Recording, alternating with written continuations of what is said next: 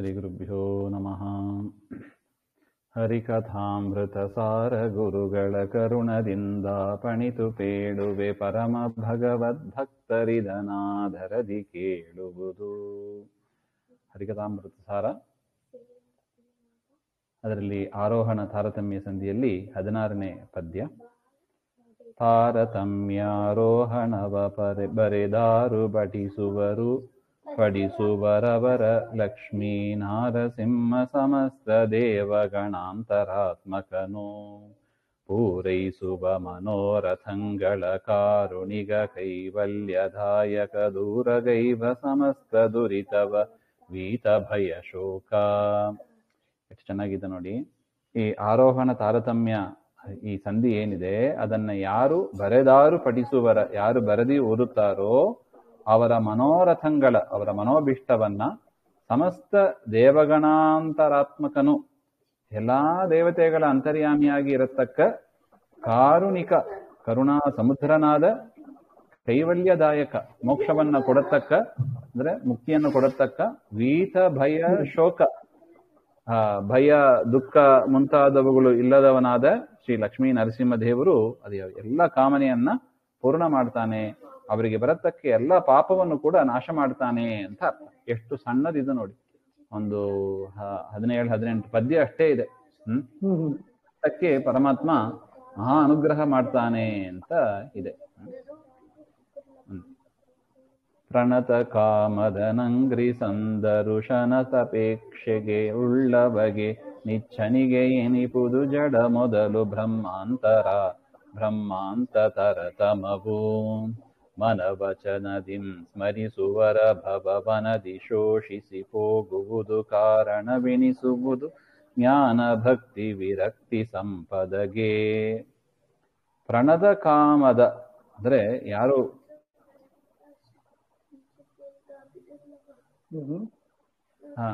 Mute ಮಾಡ್ಕೊಂಡ್ಬಿಡಿ ಕಾರಣ.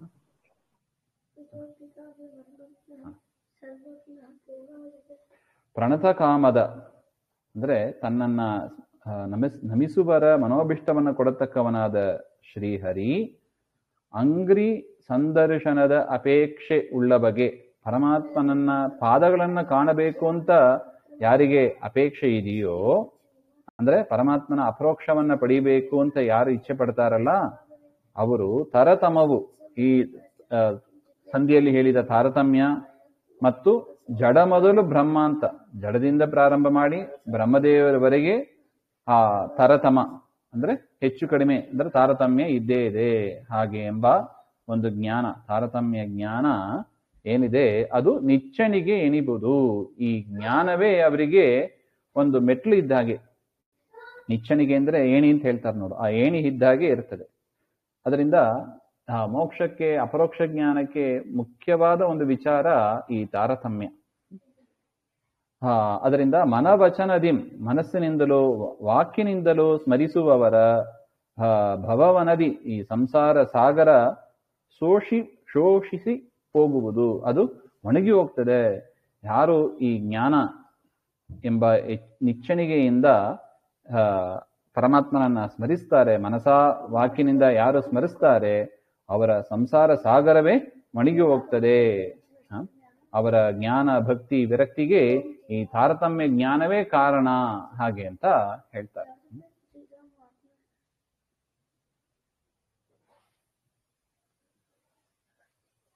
ಅನಲನೊಳು ಹೋಮಿಸುವ ಹರಿಚಂದನವೇ ಮೊದಲಾದುದರ ಸುವ ಸನೆಯು ಪ್ರತ್ಯೇಕ ತೋರ್ಪುದು ಎಲ್ಲ ಕಾಲದಲ್ಲಿ.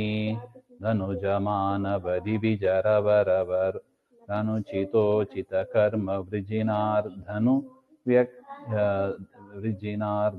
ವ್ಯಕ್ತಿಯ ಮಾಳ್ಪ ತ್ರಿಗುಣಾತೀತ ವಿಖ್ಯಾತ. ಅನಲನೊಳು ಹೋಮಿಸುವ ಚಂದನವೇ ಮೊದಲಾದುದರ, ಅಗ್ನಿಯ ಮಧ್ಯದಲ್ಲಿ ಹೋಮ ಮಾಡುವ ಚಂದನ ಮೊದಲಾದ ಸುಗಂಧ ದ್ರವ್ಯಗಳು, ಅದರ ಸುವಾಸನೆಯು ಎಲ್ಲ ಕಾಲದಲ್ಲಿ ಪ್ರತ್ಯೇಕ ತೋರ್ಪುದು. ಅದು ಪ್ರತ್ಯೇಕವಾಗಿಯೇ ಇರುತ್ತದೆ. ಅಗ್ನಿಯಲ್ಲಿ ಹೋಮ ಮಾಡುವ ಪದಾರ್ಥಗಳು, ಚಂದನ, ಅದರ ವಾಸನೆಗಳೆಲ್ಲ ಪ್ರತ್ಯೇಕವಾಗಿಯೇ ನಮಗೆ ತೋರುತ್ತದೆ. ಹೇಗೋ ಅದೇ ತರ ಧನುಜ ಮಾನವ ದಿವಿಜರು, ಧನುಜ ಅಂದ್ರೆ ಧನುದೇವಿಯಲ್ಲಿ ಹುಟ್ಟಿದ ದೈತ್ಯರು, ಮಾನವ ಅಂದ್ರೆ ಮನುಷ್ಯರು, ದಿವಿಜರು ಅಂದ್ರೆ ದೇವತೆಗಳು. ಅವರವರ ಅನುಚಿತೋಚಿತ ಕರ್ಮ, ಆ ದೇವತೆಗಳು ಮಾಡತಕ್ಕ ಅವರವರಿಗೆ ಉಚಿತವಾದ ಪುಣ್ಯ ಪಾಪ ಮೊದಲಾದ ಕರ್ಮಗಳು ತ್ರಿಗುಣಾಧೀಶ, ಪ್ರಾಕೃತ ಗುಣಗಳನ್ನ ಮೀರಿ ಇರತಕ್ಕದ್ದು. ತ್ರಿಗುಣಾಧೀಶನಾದ ಪ್ರಕೃತಿಯ ಗುಣಗಳನ್ನ ಮೀರಿ ಇರತಕ್ಕ ಆ ಪರಮಾತ್ಮನ ವಿಖ್ಯಾತ ಪ್ರಸಿದ್ಧಿಯಾದ ಕಷ್ಟಗಳನ್ನ ಪರಿಹಾರ ಮಾಡುವ ಆ ಶ್ರೀಹರಿ ಅದನ್ನ ಬಿಡಿಸಿಕೊಡ್ತಾನೆ. ಹಾಗೆ ತ್ರಿಗುಣಾತೀಶ ವಿಖ್ಯಾತ, ವಿಖ್ಯಾತ ಅಂದ್ರೆ ಪ್ರಸಿದ್ಧನಾದ, ಕಷ್ಟಗಳನ್ನ ಪರಿಹಾರ ಮಾಡತಕ್ಕ ಶ್ರೀಹರಿ ಅದನ್ನ ವಿಂಗಡಿಸಿ, ಅಂದ್ರೆ ದೇವತೆಗಳಿಗೆ ಪುಣ್ಯ, ದೈತ್ಯರಿಗೆ ಪಾಪ, ಇನ್ನು ಇಬ್ಬರಿಗೂ ಮನುಷ್ಯರಿಗೆ ಈ ಸಂಸಾರದಲ್ಲಿ ಪುಣ್ಯ ಪಾಪ ಎರಡನ್ನು ಕೂಡ ಕೊಡ್ತಾನೆ. ಹಾಗೆ ಅಂತ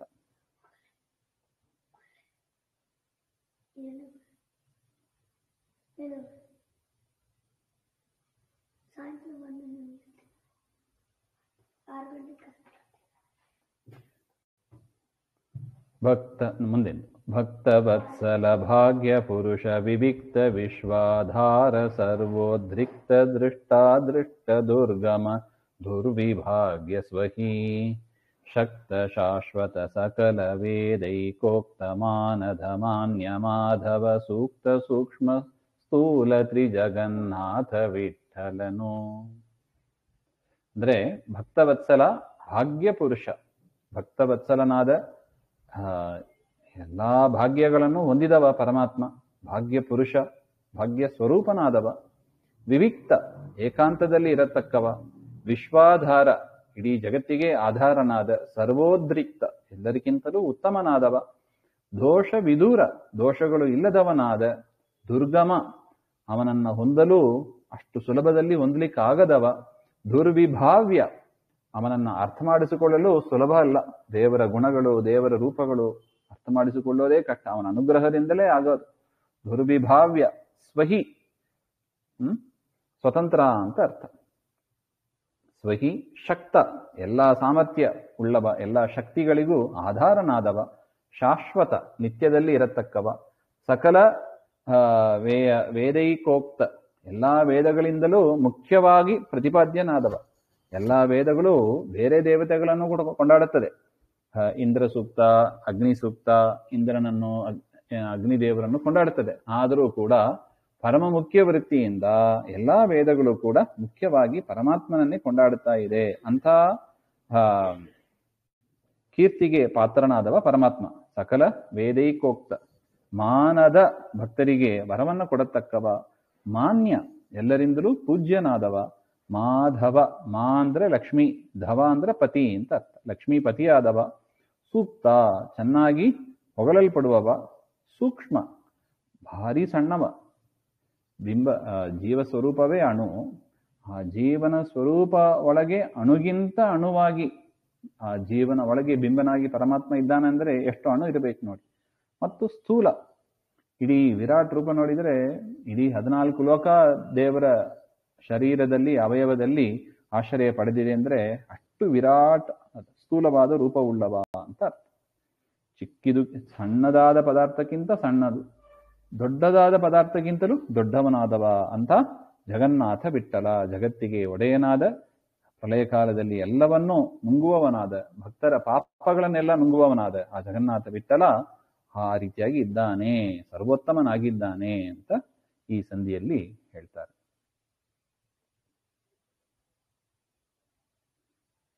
ಇನ್ನು ಅವರೋಹಣ ತಾರತಮ್ಯ ಸಂಧಿ ಅಥವಾ ಅವರೋಹಣ ಅನುಕ್ರಮಣಿಕಾ ಸಂಧಿ ಅಂತ ಹೇಳ್ತಾರೆ. ಇಲ್ಲಿ ಹಿಂದಿನ ಸಂಧಿಯಲ್ಲಿ ಆರೋಹಣ ಕ್ರಮದಲ್ಲಿ ಹೇಳಿದರು, ಇಲ್ಲಿ ಅವರೋಹಣ ಕ್ರಮದಲ್ಲಿ ಹೇಳ್ತಾರೆ.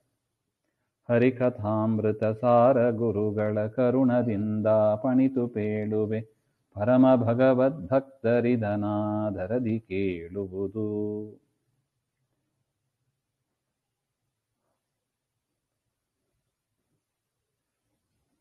ಶ್ರೀರಮಣ ನಿಜ ಭಕ್ತರೆನಿಸುವ ವಾರಿಜಾಸನ ಮುಖ್ಯ ನಿರ್ಜರ ತಾರತಮ್ಯವ ಪೇಳ್ವ ಸಂಕ್ಷೇಪದಲ್ಲಿ ಗುರುಬಲದಿ. ಲಕ್ಷ್ಮೀಪತಿಯಾದ ಆ ಪದ್ಮನಾಭನ ನಿಜ ಭಕ್ತ ಯಾರು? ಬ್ರಹ್ಮದೇವರೇ ಮೊದಲಾದ ಆ ದೇವತೆಗಳು. ಆ ದೇವತೆಗಳ ತಾರತಮ್ಯವನ್ನ ಗುರುಕೃಪಾ ಕಟಾಕ್ಷದಿಂದ, ಇದು ನಮಗೆ ಹೇಗೆ ಬಂತು ಅಂದ್ರೆ ಗುರುಗಳ ಕರುಣೆ, ಆ ಗುರುಗಳ ಕೃಪೆಯಿಂದ ಬಂದದ್ದು. ಅದನ್ನ ಇಲ್ಲಿ ಸಂಕ್ಷೇಪವಾಗಿ ಹೇಳ್ತೀವಿ. ಬೃಹತ್ ತಾರತಮ್ಯದಲ್ಲಿ ವಿಸ್ತಾರವಾಗಿ ಹೇಳಿದ್ದಾರೆ, ಇಲ್ಲಿ ಸಂಕ್ಷೇಪವಾಗಿಯೂ ಹೇಳ್ತಾರೆ.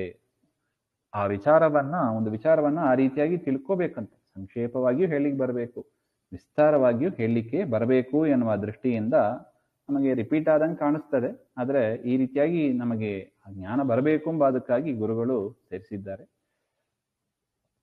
ಕೇಶವಗೆ ನಾರಾಯಣಿಗೆ ಗಮಲಾಸನ ಸಮೀರಣಗೆ ವಾಣಿ ವೀಷಪಣಿಪ ಮಹೇಶರಿಗೆ ಷಣ್ಮಹಿಷಿಯರ ಪದಕೆ ಶೇಷರುದ್ರರ ಪತ್ನಿಯರಿಗೆ ಸುವಾಸವ ಪ್ರದ್ಯುಮ್ನರಿಗೆ ಸಂತೋಷದಲ್ಲಿ ವಂದಿಸುವೆ ಭಕ್ತಿ ಜ್ಞಾನ ಕೊಡಲೆಂದು. ಕೇಶವಗೆ ನಾರಾಯಣಿಗೆ, ಕೇಶವ ಅಂದ್ರೆ ಪರಮಾತ್ಮ ಶ್ರೀಮನ್ನಾರಾಯಣ, ನಾರಾಯಣಿ ಹಾಗೆಂದ್ರೆ ನಾರಾಯಣನ ಮಡದಿ ನಾರಾಯಣಿ ಲಕ್ಷ್ಮೀದೇವಿ ಅಂತ, ಕಮಲಾಸನ ಬ್ರಹ್ಮದೇವರು, ಸಮೀರ ಅಂದ್ರೆ ವಾಯುದೇವರು, ವಾಣಿ ಅಂದ್ರೆ ಸರಸ್ವತಿ ಭಾರತೀಯರನ್ನು ಇಟ್ಕೋಬೇಕು, ವೀಷ ಫಣಿಪ ಮಹೇಶರಿಗೆ ಗರುಡ ಶೇಷ ರುದ್ರರಿಗೆ, ಷಣ್ಮಹಿಷಿಯರ ಪದಕ್ಕೆ ಷಣ್ಮಹಿಷಿಯರು ಅಂತ ಅವರ ಪಾದಕಮಲಗಳಿಗೆ, ಇನ್ನು ಶೇಷರುದ್ರರ ಪತ್ನಿಯರಿಗೆ ಸೌಪರ್ಣಿ ವಾರುಣಿ ಪಾರ್ವತಿ ಅಂತ ಅವರಿಗೆ ಶೇಷರುದ್ರ ಪತ್ನಿಯರಿಗೆ, ಸುವಾಸವ ಅಂದ್ರೆ ಇಂದ್ರ ಮತ್ತು ಪ್ರದ್ಯುಮ್ನ ಅಂದ್ರೆ ಕಾಮ ಅಂತ ಅರ್ಥ. ಸುವಾಸವ ಪ್ರದ್ಯುಮ್ನರಿಗೆ ಸಂತೋಷದಲ್ಲಿ ವಂದಿಸುವೆ, ಸಂತೋಷದಿಂದ ನಾನು ಅವರಿಗೆ ನಮಸ್ಕಾರ ಮಾಡ್ತೇನೆ. ಭಕ್ತಿ ಜ್ಞಾನ ಕೊಡಲೆಂದು, ನನಗೆ ಪರಮಾತ್ಮನಲ್ಲಿ ಭಕ್ತಿ, ಪರಮಾತ್ಮನ ಜ್ಞಾನ ಕೊಡಲಿ ಅಂತ ಅವರಲ್ಲಿ ಪ್ರಾರ್ಥನೆ ಮಾಡಿ ಮೊದಲನೇ ಪದ್ಯವನ್ನು ಹೇಳ್ತಾರೆ. ತದನಂತರ ಪ್ರಾಣದೇವಗೆ ನಮಿಪೆ ಕಾಮನ ಸೂನು ಮನುಗುರು ದಕ್ಷ ಶಶಿರತಿ ಮಾನಿನಿಯರಿಗೆ ಪ್ರಭಹ ದೇವಗೆ ಸೂರ್ಯ ಸೋಮಯಮ ಮಾನವಿಗೆ ವರುಣನಿಗೆ ವೀಣಾ ಪಾಣಿ ನಾರದ ಮುನಿಗೆ ನಮಿಸುವೆ ಜ್ಞಾನ ಭಕ್ತಿ ವಿರಕ್ತಿ ಮಾರ್ಗವ ತಿಳಿಸಲೆನಗೆಂದು. ತದನಂತರ ಅಹಂಕಾರಿಕ ಪ್ರಾಣ, ತದನಂತರ ಮನ್ಮಥನ ಮಗ ಅನಿರುದ್ಧ, ಕಾಮನ ಸೂನು ಅಂದ್ರೆ ಅನಿರುದ್ಧ, ಮನು ಅಂದರೆ ಸ್ವಯಂಭುವ ಮನು, ದಕ್ಷ ಶಚಿ ದಕ್ಷ ಪ್ರಜಾಪತಿ, ಶಚಿ ರತಿ, ಈ 6 ಜನರಿಗೂ, ಪ್ರಭಹದೇವಗೆ ಪ್ರಭಹವಾಯುವಿಗೆ, ಸೋಮ ಸೂರ್ಯ ಯಮ, ಸೂರ್ಯ ಚಂದ್ರ ಯಮ. ಮೊದಲನೇದು ಒಂದು ಪ್ರಾಣದೇವಗೆ ಅಂದ್ರೆ ಅಹಂಕಾರಿಕ ಪ್ರಾಣ ಅಂತ, ಇಲ್ಲಿ ಪ್ರಭಹದೇವ ಅಂದ್ರೆ ಪ್ರಭಹವಾಯು ಅಂತ. ಪ್ರಭಹದೇವಗೆ ಸೂರ್ಯ ಸೋಮ ಯಮ, ಸೂರ್ಯದೇವರು, ಚಂದ್ರದೇವರು, ಯಮದೇವರು.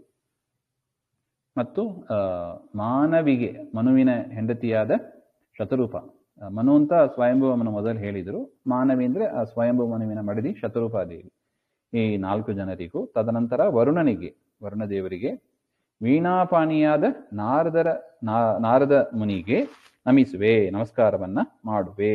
ಆ ಜ್ಞಾನಿಗಳು ದೇವತೆಗಳು ಜ್ಞಾನ ಭಕ್ತಿ ವಿರಕ್ತಿ ಮಾರ್ಗವ ತಿಳಿಸಲೆನಗಿಂತು, ನನಗೆ ಪರಮಾತ್ಮನ ಜ್ಞಾನ ಭಕ್ತಿ ವಿರಕ್ತಿ ಆ ಮಾರ್ಗವನ್ನ ನನಗೆ ತಿಳಿಸಲಿ ಅಂತ ಪ್ರಾರ್ಥನೆ. ಇನ್ನು ಅನಲ ಭೃಗು ದಾಕ್ಷಾಯನಿಯರಿಗೆ ಕನಕ ಗರ್ಭಜ ಸಪ್ತಋಷಿಗಳಿ ಗೆಣೆಯಣಿಪ ವೈವಸ್ವತನು ಮನು ಗಾಧಿ ಸಂಭವಗೆ ಧನುಜ ನಿರ್ವೃತಿ ತಾರ ಪ್ರಾವಹಿ ವನಜ ಮಿತ್ರಗೆ ಅಶ್ವಿನಿ ಗಣಪ ಧನಪ ವಿಶ್ವಕ್ಸೇನರಿಗೆ ವಂದಿಸುವೆ ನವರತ. ತದನಂತರ ಅಗ್ನಿದೇವರಿಗೆ, ಭೃಗು ಋಷಿಗಳಿಗೆ, ದಾಕ್ಷಾಯಣಿ ಅಂದರೆ ದಕ್ಷಿಣ ಮಗಳಾದ ಪ್ರಸೂತಿ ದೇವಿಗೆ, ಬ್ರಹ್ಮದೇವರ 7 ಸಪ್ತಋಷಿಗಳು ಅವರಿಗೆ, ಇವರಿಗೆ ಸಮನಾಗಿ ಇರತಕ್ಕ ವೈವಸ್ವತ ಮನುವಿಗೆ, ವಿಶ್ವಾಮಿತ್ರರಿಗೆ, ನಿರ್ವೃತಿ ತಾರಾ ಪ್ರವಾವಹಿ ಅಂದರೆ ಪ್ರಭಹವಾಯುವಿನ ಮಡದಿ, ಮತ್ತು ಮಿತ್ರ ಎನ್ನತಕ್ಕ ಸೂರ್ಯ ಇವರಿಗೆ, ಮತ್ತು ಅಶ್ವಿನಿ ದೇವತೆಗಳು ಗಣಪ, ಕುಬೇರ, ವಿಶ್ವಕ್ಸೇನ ಇವರಿಗೂ ಕೂಡ ನಾನು ವಂದಿಸುವೆ ನನವರತ, ಸದಾ ನಮಸ್ಕಾರ ಮಾಡ್ತೇನೆ ಅಂತ.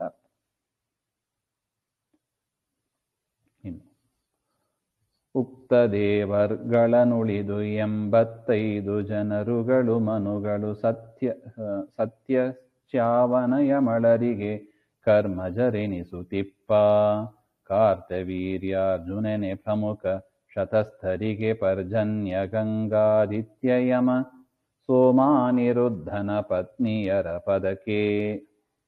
ಉಕ್ತ ಶೇಷ ಶತಸ್ಥರು ಹಾಗೆ ಅಂತ ಅಂದ್ರೆ 15 ಜನ ಹೇಳಿದೀವಿ ಶೇಷ ಶತಸ್ಥರು ಅಂತ. ಅವ್ರನ್ನ ಬಿಟ್ಟು ಉಳಿದ 85 ಜನ ಮತ್ತು ಮನುಗಳು, ಉಚಿತ್ಯ, ಚವನ, ಯಮಳ ಅಂತ ಮತ್ತು ಕರ್ಮದೇವತೆಗಳು, ಕಾರ್ತವೀರ್ಯಾರ್ಜುನ ಮೊದಲಾದ 100 ಜನರು, ಪರ್ಜನ್ಯ ಎನ್ನತಕ್ಕ ಸೂರ್ಯ, ಗಂಗಾದೇವಿ, ಸಂಜ್ಞಾದೇವಿ, ರೋಹಿಣಿ ದೇವಿ, ಶ್ಯಾಮಳೆ, ಅನಿರುದ್ಧನ ಮಡದಿಯಾದ ಉಷಾ ಇವರ ಪಾದಕಮಲಗಳಿಗೆ ನಮಸ್ಕಾರ ಮಾಡುತ್ತೇನೆ ಅಂತ.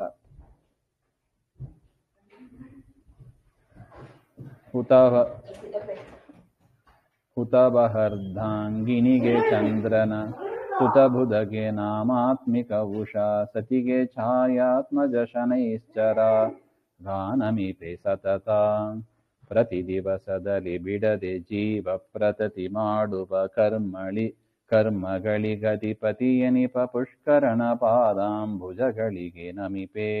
ಹುತಾವಹನ ಅರ್ಧಾಂಗಿ ಅಂದ್ರೆ ಅನಿರುದ್ಧ ಅಗ್ನಿ ಪುರುಷನ ಮಡದಿಯಾದ ಸ್ವಾಹಾದೇವಿ ಮತ್ತು ಬುಧ, ಅಶ್ವಿನಿ ದೇವತೆಗಳ ಮಡದಿಯಾದ ಉಷಾ ಮತ್ತು ಶನೈಶ್ಚರ ಇವರನ್ನು ಸದಾ ನಮಿಸುತ್ತೇನೆ. ಮತ್ತು ಜೀವರು ಮಾಡತಕ್ಕ ಕರ್ಮಗಳು, ಆ ಎಲ್ಲಾ ಕರ್ಮಗಳಿಗೂ ಕೂಡ ಅಭಿಮಾನಿಯಾದ ಪುಷ್ಕರ ಅಂತ, ಆ ಪುಷ್ಕರ ಆ ದೇವತೆಯ ಪಾದಕಮಲವನ್ನು ಕೂಡ ನಮಸ್ಕರಿಸುತ್ತೇನೆ ಅಂತ ಅರ್ಥ.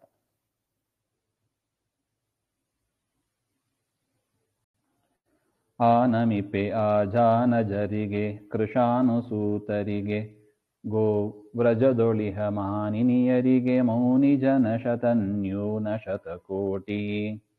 ಮಾನಿ ಪಿತರಿಗೆ ದೇವ ಮಾನವ ಗಾನ ಪ್ರೌಢರಿಗವನಿಪರಿಗೆ ರಮಾನಿವಾಸನ ದಾಸವರ್ಗಕ್ಕೆ ನಮಿಪೆ ನನವರತ. ಇನ್ನು ಅಜಾನಜ ದೇವತೆಗಳು ಅಂದ್ರೆ ದೇವತೆಗಳು ಅಂತ ಪ್ರಸಿದ್ಧಿಯಾಗದೇ ಇರತಕ್ಕವರು ಅಂತ, ಮತ್ತು ಅಗ್ನಿಯ ಮಕ್ಕಳಾದ 16,100 ಜನ ಕೃಷ್ಣನ ಮಡದಿಯರು ಅಂತ ಅವರಿಗೆ, ಮತ್ತೆ ಕೃಷ್ಣನ ಜೊತೆಗೆ ಇರತಕ್ಕ ಗೋಪಿಕಾ ಸ್ತ್ರೀಯರಿಗೆ, ಚಿರಪಿತೃ ದೇವತೆಗಳಿಗೆ, 100 ಕೋಟಿಗಿಂತ 100 ಕಡಿಮೆ ಇರತಕ್ಕ ಋಷಿಗಳಿಗೆ, ದೇವಗಂಧರ್ವರು ಮತ್ತು ಮನುಷ್ಯ ಗಂಧರ್ವರು, ಇನ್ನು ಚಕ್ರವರ್ತಿಗಳು, ರಮಾಪತಿಯಾದ ಪರಮಾತ್ಮನ ದಾಸರು, ಯಾರು ಮನುಷ್ಯೋತ್ತಮರು ಇದ್ದಾರೆ ಅವರೆಲ್ಲ ಪರಮಾತ್ಮನ ದಾಸರು. ಮನುಷ್ಯೋತ್ತಮರು ಅಂದ್ರೆ ಮುಕ್ತಿಯೋಗ್ಯರು, ಅವರೆಲ್ಲ ಪರಮಾತ್ಮನ ದಾಸರಾಗಿರ್ತಾರೆ. ಅಂತ ಪರಮಾತ್ಮನ ದಾಸರಿಗೆ ನಾನು ಸದಾ ನಮಸ್ಕಾರ ಮಾಡುತ್ತೇನೆ ಅಂತ. ಅನುದಿನವನು ಕ್ರಮದೊಳವರೋ ಹಣತರ ತಮವ ಭಕ್ತಿ ಪೂರ್ವಕ ನೆನೆವರಿಗೆ ಧರ್ಮಾರ್ಥ ಕಾಮಾದಿಗಳು ಫಲಿಸುವುವು.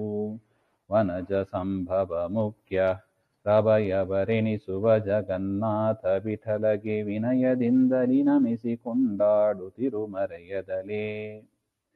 ಈ ರೀತಿಯಾಗಿ ಅನುಕ್ರಮಣಿಕ ಅಂದ್ರೆ ಅವರೋಹಣ ತಾರತಮ್ಯ ಸಂಧಿ ಏನಿದೆ, ಇದನ್ನು ಓದುವವರಿಗೆ ಪರಮಾತ್ಮ ಧರ್ಮ, ಅರ್ಥ, ಕಾಮ, ಮೋಕ್ಷ ಎನ್ನುವ ಪುರುಷಾರ್ಥಗಳನ್ನ ಕೊಡುತ್ತಾನೆ.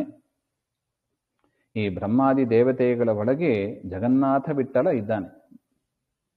ಅದರಿಂದ ಆ ಎಲ್ಲರೂ ಕೂಡ ಅವರಿಗೆ ಭಕ್ತಿಪೂರ್ವಕ ನಾವೇನೋ ನಮಸ್ಕಾರ ಮಾಡಬೇಕು, ಅದು ಒಂದು ಕರ್ತವ್ಯ ಅದು. ಅದರಿಂದ ಆ ಸಮಸ್ತ ದೇವತೆಗಳ ಅಂತರ್ಯಾಮಿಯಾದ ಪರಮಾತ್ಮನಿಗೆ ಭಕ್ತಿಪೂರ್ವಕ, ಗೌರವ ಆದರಪೂರ್ವಕ ನಮಸ್ಕಾರವನ್ನು ಮಾಡಿ ಅವರನ್ನು ಮರೆಯದೆ ನಾವು ಪ್ರತಿ ದಿವಸವೂ ಕೂಡ ಈ ಸಂಧಿಯನ್ನ ಓದಿ ನಾವು ನಮಸ್ಕಾರ ಮಾಡಬೇಕು ಅಂತ ಹೇಳ್ತಾರೆ. ಇಲ್ಲಿಗೆ ಅವರೋಹಣ ತಾರತಮ್ಯ ಸಂಧಿ 26ನೇ ಸಂಧಿ ಅದು ಮುಗೀತು ಅಂತ.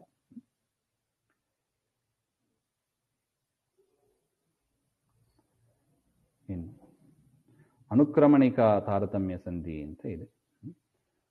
ಹರಿಕಥಾಮೃತ ಸಾರ ಗುರುಗಳ ಕರುಣದಿಂದ ಪಣಿತು ಪೇಳುವೆ ಪರಮ ಭಗವದ್ ಭಕ್ತರಿಧನಾದರದಿ ಕೇಳುವುದು.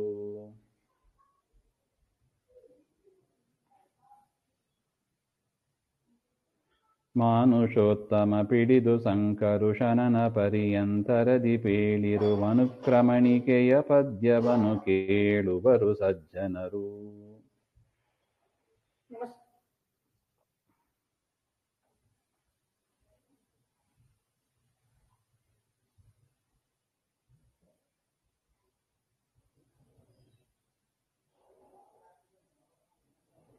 ಅಂದರೆ ಹಿಂದೆ ಅನೇಕ ಸಂಧಿಗಳಲ್ಲಿ ಹೇಳಿದ್ದಾರೆ. ಗುಣತಾರತಮ್ಯ, ಬೃಹತ್ ತಾರತಮ್ಯ ಸಂಧಿ, ಆರೋಹಣ ತಾರತಮ್ಯ ಸಂಧಿ ಅಂತ ಇಲ್ಲಿ 3 ತಾರತಮ್ಯ ಸಂಧಿಗಳು ಮತ್ತು ಅವರೋಹಣ ಅನುಕ್ರಮಣಿಕ ತಾರತಮ್ಯ ಸಂಧಿಗಳನ್ನು ರಚನೆ ಮಾಡಿಯಾಗಿದೆ. ಈಗ ಅಣುತಾರತಮ್ಯ ಸಂಧಿಯನ್ನ ಹೇಳಿದ್ದಾರೆ. ಈ ರೀತಿಯಾಗಿ ಒಂದೊಂದು ತಾರತಮ್ಯ ವಿಷಯವನ್ನು 6 ಸಂಧಿಗಳಲ್ಲಿ ಹೇಳಿದ್ದಾರೆ. ಅದರಿಂದ ಇದನ್ನ ಪುನರುಕ್ತಿ ದೋಷ ಅಂತ, ಇದೇನು 6 ಸಂಧಿಯಲ್ಲಿ ತಾರತಮ್ಯಗಳನ್ನು ಹೇಳಿದ್ದಾರಲ್ಲ ಹಾಗೆ ಅಂತ ಪುನರುಕ್ತಿ ದೋಷ, ಹೇಳಿದ್ದನ್ನೇ ಹೇಳಿದರು ಅಂತ ತಿಳ್ಕೋಬಾರದು. ಯಾಕೆ? ಪುನಃ ಪುನಃ ಕಥಾಂ ಬ್ರೂಯು ಅಭ್ಯಾಸಾತ್ತು ಉತ್ತಮಂ ಫಲಂ ಹಾಗೆ ಅಂತ ಭಾಗವತದಲ್ಲಿ ಹೇಳಿದಂತೆ ಒಂದು ವಿಷಯವನ್ನ, ಸರಿಯಾದ ವಿಷಯವನ್ನ 4 ಬಾರಿ ಹೇಳಿದರೆ ಮನಸ್ಸಿನಲ್ಲಿ ಚೆನ್ನಾಗಿ ಇರುತ್ತದೆ, ಚೆನ್ನಾಗಿ ಅರ್ಥ ಆಗ್ತದೆ, ಅದರಿಂದ ಫಲ ಜಾಸ್ತಿ ಇದೆ ಎನ್ನುವ ಉದ್ದೇಶದಿಂದ ಆರೋಹಣ ಕ್ರಮದಲ್ಲಿ, ಅವರೋಹಣ ಕ್ರಮದಲ್ಲಿಲ್ಲ ಹೇಳಿ ಈಗ ಒಂದು ಅನುಕ್ರಮಣಿಕ ಸಂಧಿಯಲ್ಲೂ ಕೂಡ ಇಲ್ಲಿ ಹೇಳ್ತಾ ಇದ್ದಾರೆ. ಮನುಷ್ಯೋತ್ತಮರಿಂದ ಪ್ರಾರಂಭ ಮಾಡಿ ಸಂಕರ್ಷಣ ಪರಮಾತ್ಮನ ತನಕ ಈ ಒಂದು ಪದ್ಯದಲ್ಲಿ ತಾರತಮ್ಯವನ್ನ ಹೇಳ್ತಾರೆ ಅಂತ. ಶ್ರೀಮದಾಚಾರ್ಯರ ಮಥಾನುಗಧೀಮತಾಂಬರ ರಂಗ್ರಿ ಕಮಲಗೆ ಸೋಮಪಾನಾರ್ಹರಿಗೆ ತಾತ್ವಿಕ ದೇವತಾ ಗಣಕೆ ಹೈಮವತಿ ಷಣ್ಮಹಿಷಿಯರ ಪದವ್ಯೋಮಕೇಶಗೆ ವಾಣಿ ವಾಯು ತಾಮರಸ ಭವಲ ಕುಮಿನಾರಾಯಣರಿಗಾನಮಿಪೇ. ಶ್ರೀಮನ್ ಮಧ್ವಾಚಾರ್ಯರ ಮಠವನ್ನ ಹಿಂಬಾಲಿಸುವ ಧೀಮತಾಂ ವರಾಂಗ್ರಿ ಕಮಲಕ್ಕೆ ಆ ಜ್ಞಾನಿಗಳು ಮನುಷ್ಯೋತ್ತಮರು. ಅದರಿಂದ ಮನುಷ್ಯೋತ್ತಮರು ಯಾರಾಗ್ತಾರೆ? ಶ್ರೀಮದಾಚಾರ್ಯರ ಸತ್ಸಿದ್ಧಾಂತವನ್ನ ತಿಳಿದು ಆಚರಣೆ ಮಾಡತಕ್ಕವರು ಅವರು ಆಗಿರ್ತಾರೆ. ಅಲ್ಲಿಂದ ಕರ್ಮ ದೇವತೆಗಳು ತನಕ ಯಾರ್ಯಾರಿದ್ದಾರೋ ನೋಡಿ, ಧೀಮತಾಂ ವರಾಂಗ್ರಿ ಕಮಲಕ್ಕೆ ಸೋಮಪಾನಾರ್ಹರಿಗೆ, ಸೋಮಪಾನ ಹರಹರು ಅಂತ ಕರ್ಮಜ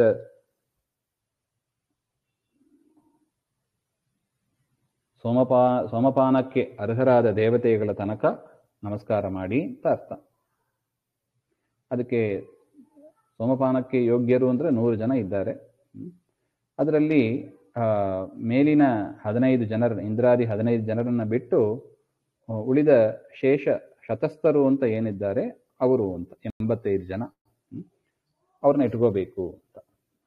ಕರ್ಮಜ ದೇವತೆಗಳು ಮತ್ತು ಶೇಷ ಶತಸ್ಥರು ಅಂತ ಅವರಿಗೆ ನಮಸ್ಕಾರ ಮಾಡಿ, ತಾತ್ವಿಕ ದೇವತಾಗಣಿಗೆ, ತತ್ವಾಭಿಮಾನಿ ದೇವತೆಗಳಿಗೆ ಮತ್ತು ಪಾರ್ವತಿ ಮೊದಲಾದ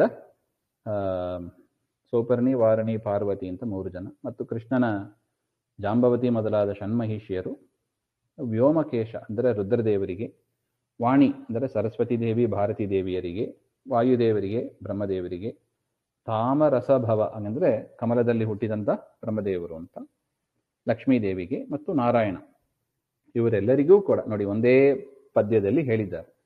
ಕಾಯೇನ ವಾಚ ಮನಸ ನಾನು ನಮಸ್ಕಾರ ಮಾಡುತ್ತೇನೆ ಅಂತ.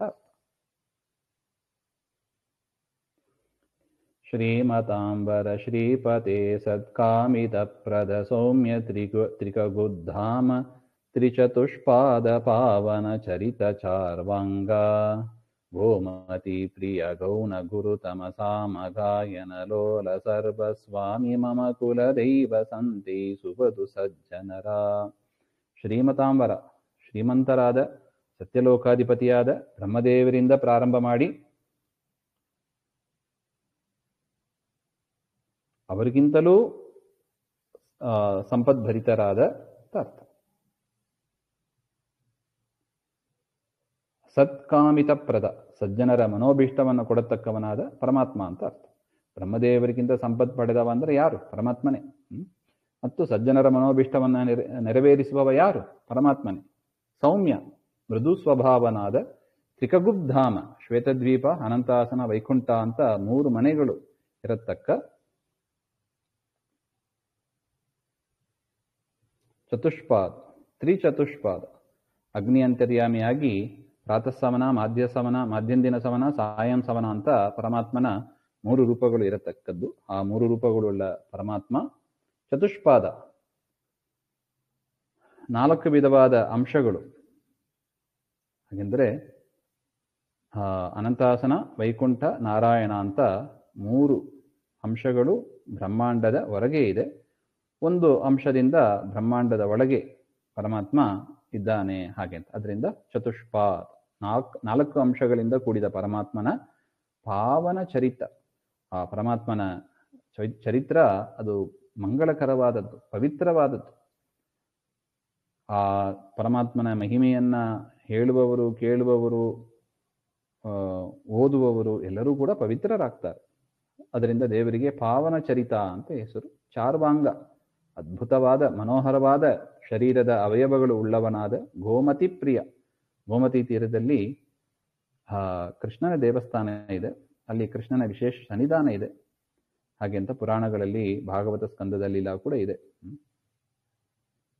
ಅದರಿಂದ ಗೋಮತಿ ಪ್ರಿಯ ಅಂತ ದೇವರಿಗೆ ಹೆಸರು.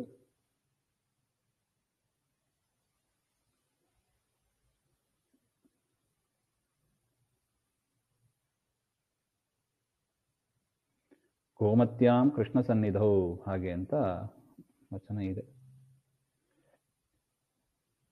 ಮತ್ತು ಅಗೌಣ ಅಂದರೆ ಪ್ರಾಕೃತವಾದ ಸತ್ವಗುಣ, ರಜೋಗುಣ, ತಮೋಗುಣ ಅಂತ ಪ್ರಾಕೃತ ಗುಣಗಳು ಇಲ್ಲದವ ಅಂತ ಅರ್ಥ. ಅಗೌಣ. ಗುರುತಮ, ಜಗತ್ತಿಗೆ ಗುರುಗಳಾದವರು ಬ್ರಹ್ಮದೇವರು. ಗುರುತಮ, ಬ್ರಹ್ಮಾದಿಗಳಿಗೂ ಕೂಡ ಗುಣರಾಗಿ ಇರತಕ್ಕವ.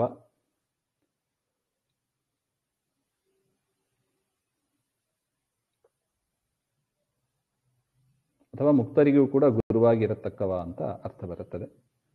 ಸಾಮಗಾಯನ ಲೋಲ, ಮುಕ್ತರು ಸಾಮಗಾನದಿಂದ ಪರಮಾತ್ಮನನ್ನು ಸ್ತೋತ್ರ ಮಾಡ್ತಾರೆ.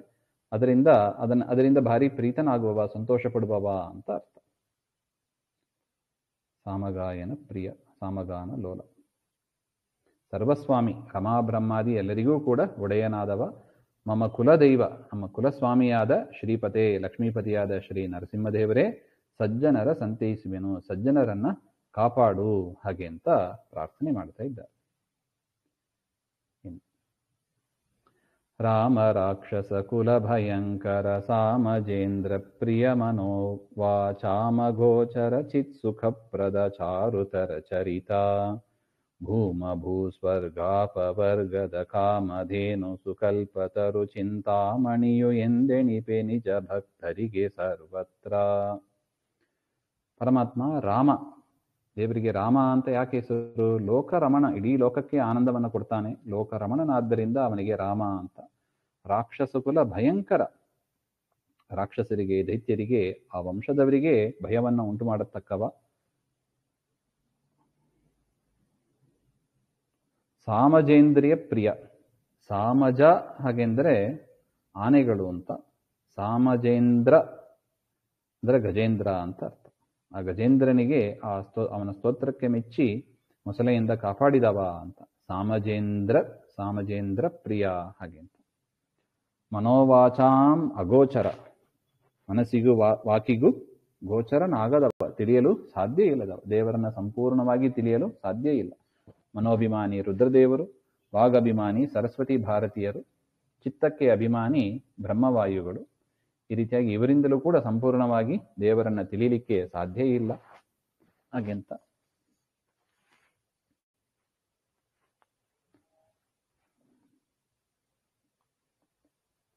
ಚಿತ್ಸುಖಪ್ರದ, ಮುಕ್ತ ಜೀವರಿಗೆ ಸ್ವರೂಪಾನಂದವನ್ನ ಕೊಡತಕ್ಕವ. ಚಾರುತರ ಚರಿತ, ಚಾರುತರ ಮನೋಹರವಾದ ಚರಿತ್ರೆ, ಪರಮಾತ್ಮನ ಚರಿತ್ರೆ ಕೇಳಿದಷ್ಟು ಇನ್ನೂ ಕೇಳಬೇಕು ಅಂತ ಅನಿಸತಕ್ಕವನು. ಭೂಮ ಅಂದರೆ ಪೂರ್ಣನಾದವ ಅಂತ ಅರ್ಥ. ನಿರಂತರವಾದ ಸಂಪತ್ತನ್ನು ಉಳ್ಳವ, ನಿರಂತರ ಸಂಪತ್ತನ್ನು ಉಳ್ಳವ ಎಂಬ ಅರ್ಥವೂ ಇದೆ. ಭೂ ಸ್ವರ್ಗಾಪವರ್ಗದ, ಅವರವರ ಯೋಗ್ಯತೆಗೆ ತಕ್ಕಂತೆ, ಕರ್ಮಕ್ಕೆ ತಕ್ಕಂತೆ ಭೂಮಿಯನ್ನು ಕೊಡ್ತಾನೆ. ಕೆಲವರಿಗೆ ಸ್ವರ್ಗವನ್ನು ಕೊಡ್ತಾನೆ, ಕೆಲವರಿಗೆ ಅಪವರ್ಗ ಮೋಕ್ಷವನ್ನೇ ಕೊಡ್ತಾನೆ. ಅವರ ಪ್ರಾರಬ್ಧ ಸಾಧನೆಗೆ ತಕ್ಕಂತೆ ಭೂಮಿಯಲ್ಲಿ, ಸ್ವರ್ಗದಲ್ಲಿ ಮೋಕ್ಷವನ್ನು ಕೂಡ ಕೊಡತಕ್ಕವನು ಅಂತ. ಭೂಸ್ವರ್ಗ ಅಪವರ್ಗದ ಹಾಗೆ ಅಂತ. ಸರ್ವತ್ರ, ಭಕ್ತರು ಎಲ್ಲೇ ಇರಲಿ ಅವರಿಗೆ ಕಾಮಧೇನು ಕಲ್ಪವೃಕ್ಷ ಚಿಂತಾಮಣಿಯಾಗಿ ಇದ್ದು ಅವರ ಮನೋಭಿಷ್ಟವನ್ನ ಕೊಡತಕ್ಕವನು ಅಂತ.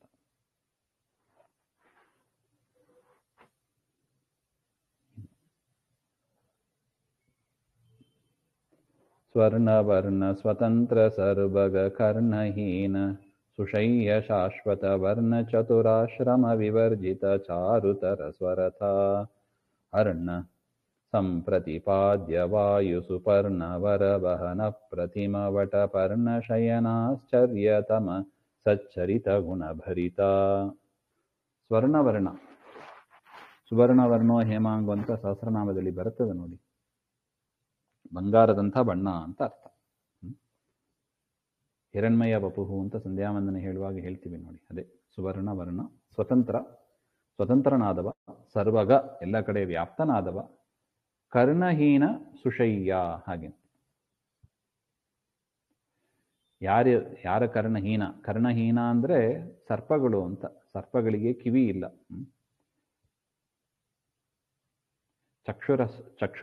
ಚಕ್ಷುಶ್ರವ ಅಂತ ಕರೀತಾರೆ. ಅಂದ್ರೆ ಅವುಗಳಿಗೆ ಕಣ್ಣುಗಳೇ ಕಿವಿಗಳು ಮಾಡುವ ಕೆಲಸವನ್ನ ಮಾಡುತ್ತದೆ ಅಂತ ಚಕ್ಷುಶ್ರವ ಅಂತ ಕರೀತಾರೆ.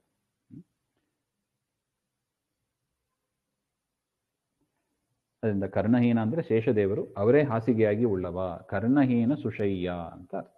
ಶಾಶ್ವತ, ನಿರಂತರವಾಗಿ ಇರತಕ್ಕವ. ವರ್ಣ ಚತುರಾಶ್ರಮ ವಿವರ್ಜಿತ, ದೇವರಿಗೆ ವಿಧಿ ನಿಷೇಧಗಳು ಇಲ್ಲ. ವರ್ಣಾಶ್ರಮ ನಿಮಿತ್ತ ವಿಧಿ ನಿಷೇಧಗಳು ಕೂಡ ದೇವರಿಗೆ ಇಲ್ಲ ಅಂತ.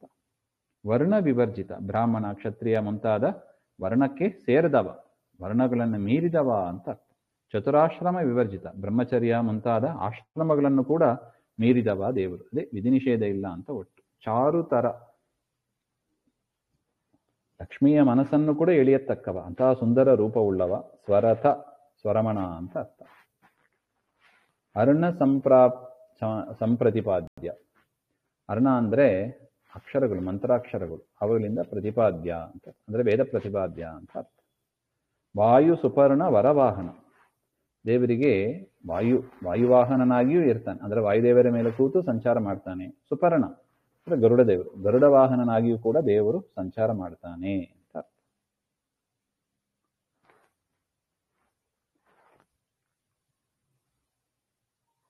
ನೋಡಿ, ವಾಯುವಾಹನ, ವರದೋ ವಾಯುವಾಹನ ಅಂತ ಸಹಸ್ರನಾಮದಲ್ಲೂ ಇದೆ. ಇನ್ನು ಸುಪರ್ಣ ವರವಾಹನ, ಅದೇ ಗರುಡನ ಮೇಲೂ ಕೂಡ ಓಡಾಡುವವನು ಅಂತ. ಅಪ್ರತಿಮ ವಟಪರ್ಣ ಶಯನ ಅಂತ. ಆ ಪ್ರಳಯ ಕಾಲದಲ್ಲಿ ವಟಪತ್ರಶಾಹಿಯಾಗಿ ಇದ್ದು ಪರಮಾತ್ಮ ಎಲ್ಲರನ್ನೂ ಕೂಡ ತನ್ನ ಉದರದಲ್ಲಿ ಇಟ್ಟು ರಕ್ಷಣೆ ಮಾಡುವವ ಅಂತ ಅರ್ಥ. ಅಪ್ರತಿಮ, ಸರಿಸಾಟಿ ಇಲ್ಲದವ. ಆಶ್ಚರ್ಯತಮನು ಅಂತ. ದೇವರಿಗಿಂತ ಆಶ್ಚರ್ಯತಮವಾದದ್ದು ಲೋಕದಲ್ಲಿ ಯಾವುದು ಇಲ್ಲ ಅಂತ ಹೇಳ್ತಾರೆ. ನಾರದರು ಒಂದು ಸಭೆಯಲ್ಲಿ ಹೇಳ್ತಾರೆ, ಕೃಷ್ಣನನ್ನು ನೋಡಿ ನೀನೇ ಆಶ್ಚರ್ಯ, ನೀನೇ ಧನ್ಯ ಹಾಗೆ ಅಂತ ಹೇಳಿದಾಗ ಪರಮಾತ್ಮ ಹೇಳಿದನಂತೆ, ಕೃಷ್ಣ ಪರಮಾತ್ಮ ದಕ್ಷಿಣಾಭಿಸ್ಸಾಕಂ ಹಾಗೆ ಅಂತ, ಲಕ್ಷ್ಮೀದೇವಿಯಿಂದ ಸಹಿತನಾಗಿ ನಾನೇ ಆಶ್ಚರ್ಯ ಧನ್ಯನಾಗಿದ್ದೇನೆ ಅಂತ ಹರಿವಂಶದಲ್ಲಿ ಆ ಕಥೆ ಬರುತ್ತದೆ. ಅದನ್ನ ಸೂಚನೆ ಮಾಡ್ತಾ ಆಶ್ಚರ್ಯತಮ ಪರಮಾತ್ಮ ಅಂತ ಹೇಳ್ತಾ ಇದ್ದಾರೆ. ಗುಣಭರಿತ, ಆನಂದಾದಿ ಗುಣಗಳಿಂದ ಪೂರ್ಣನಾದವ. ಸ್ವಚರಿತ, ಉತ್ತಮವಾದ ಚರಿತ್ರೆ ಉಳ್ಳವ.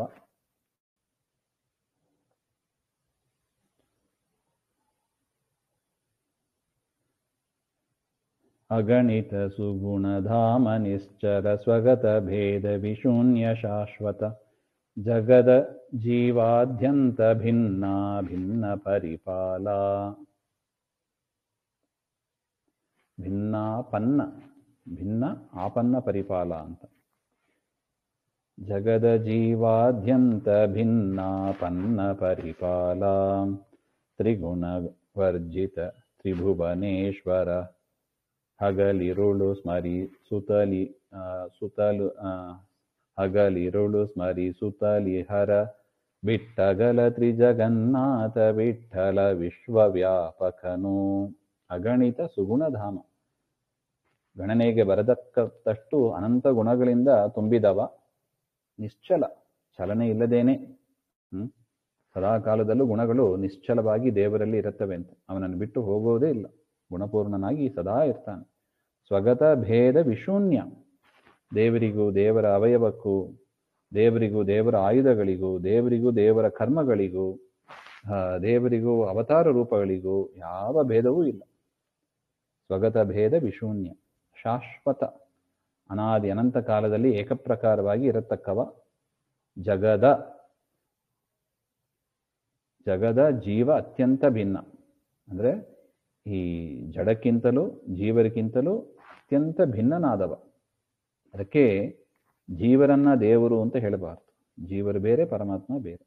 ಅದೇ ಥರ ಪ್ರತಿಮೆಯನ್ನು ಕೂಡ ನೋಡಿ ನಾವು ಪರಮಾತ್ಮ ಅಂತ ಹೇಳಬಾರ್ದು. ಪ್ರತಿಮೆ ಅದು ಜಡ, ಪ್ರತಿಮೆ ಬೇರೆ, ದೇವರು ಬೇರೆ, ಹಾಗೆ ಅಂತ. ಇದು ಎರಡು ಅಸದುಪಾಸನೆ ಮಾಡಬಾರದು ಅಂತ. ಆಪನ್ನ ಪರಿಪಾಲ, ಯಾರು ಶರಣಾಗತರಾಗಿದ್ದಾರೆ ಅವರನ್ನ ರಕ್ಷಣೆ ಮಾಡತಕ್ಕವ.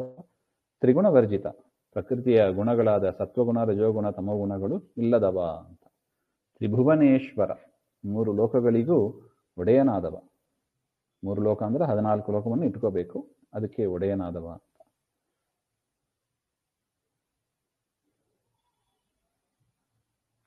ಹಗಲಿರುಳು ಸ್ಮರಿಸುತ್ತಲಿಹರ, ಯಾರು ಅಹೋರಾತ್ರ ದೇವರನ್ನೇ ಸ್ಮರಿಸಿಕೊಂಡು ಇರ್ತಾರೆ ಅವರನ್ನ ಬಿಟ್ಟಗಲ, ಒಂದು ಕ್ಷಣ ಕೂಡ ಬಿಟ್ಟಗಲದೆ ಅವರನ್ನ ಚೆನ್ನಾಗಿ ರಕ್ಷಣೆ ಮಾಡ್ತಾನೆ. ಶ್ರೀ ಜಗನ್ನಾಥ ಬಿಟ್ಟಲ, ಜಗತ್ತಿಗೆ ನಾಥನಾದ, ಪ್ರಳಯ ಕಾಲದಲ್ಲಿ ಎಲ್ಲವನ್ನೂ ನುಂಗುವವನಾದ ಪರಮಾತ್ಮ ಭಕ್ತರನ್ನ ಬಿಟ್ಟಗಲ, ಹಾಗೆ ಅಂತ. ಇಲ್ಲಿಗೆ ಅನುಕ್ರಮಣಿಕ ತಾರತಮ್ಯ ಸಂಧಿ ಅಂತ. ಮುಂದಿಂದು ವಿಘ್ನೇಶ್ವರ ಸ್ತೋತ್ರ ಸಂಧಿ ಮತ್ತೆ ನೋಡೋಣ. ಶ್ರೀಮಧ್ವಾಂತರ್ಗತ ಶ್ರೀಕೃಷ್ಣ ಅರ್ಪಣಮಸ್ತು. ಶ್ರೀ ಹರೇ ನಮಃ.